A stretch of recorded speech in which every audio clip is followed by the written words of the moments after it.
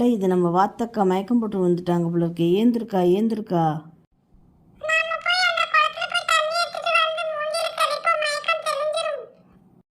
வா வா, உடனே போய் தண்ணி எடுத்துட்டு வந்து அது மூஞ்சியில் தண்ணியை தெளிப்போம். எந்திரிச்சிரும் இப்போ.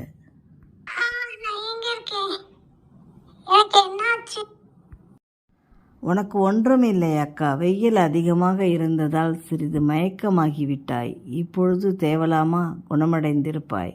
உன் குழந்தைகளோடு சந்தோஷமாக சென்று வா. நன்றி. பசியுடன் வெயிலில் வந்ததால் மயக்கமாகிவிட்டேன். என்னை காப்பாற்றியதற்கு மிகவும் நன்றி. நான் இதை மறக்க மாட்டேன். பத்திரமாக சென்று வாருங்கள்.